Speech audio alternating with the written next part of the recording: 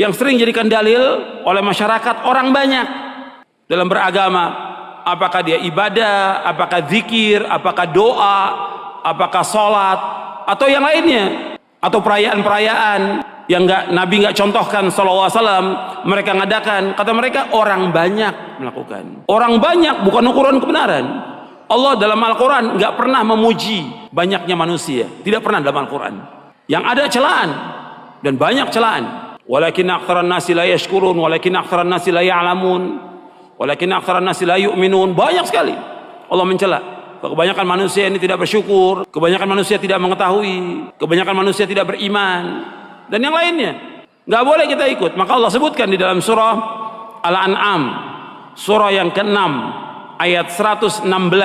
Surah Al-An'am surah yang ke-6 ayat 116. Allah berfirman, wa in tuti' aktsara man fil ardi yudilluka an sabilillah iyattabi'una illa dhanna wa inhum illa yakhrusun. Seandainya kamu mengikuti kebanyakan manusia di muka bumi, niscaya mereka akan menyesatkan kamu dari jalan Allah.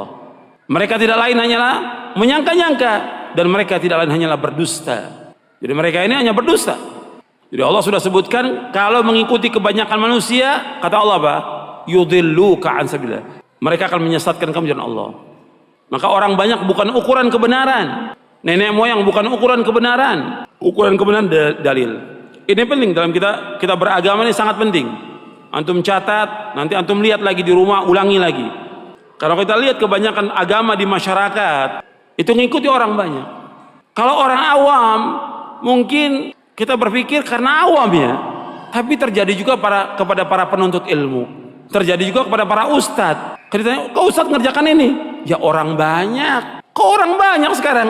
Lo antum sekolah di luar negeri kan dalil kan yang dipelajarin.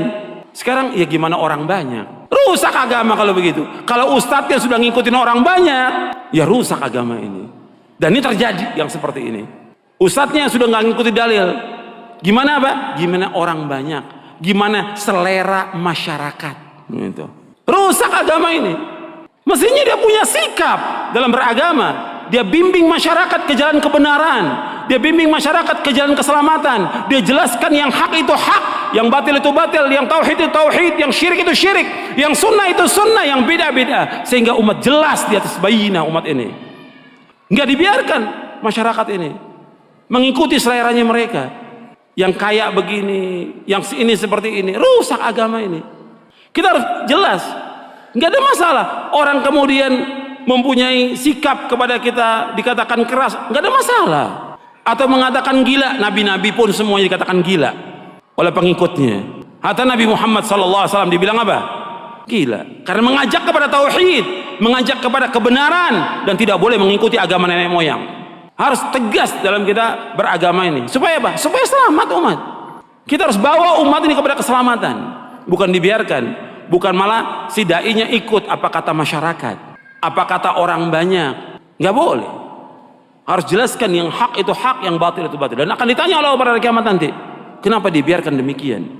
Masyarakat sesat, nggak dijelaskan kebenaran kepada mereka. Akan ditanya oleh Allah pada hari kiamat nanti.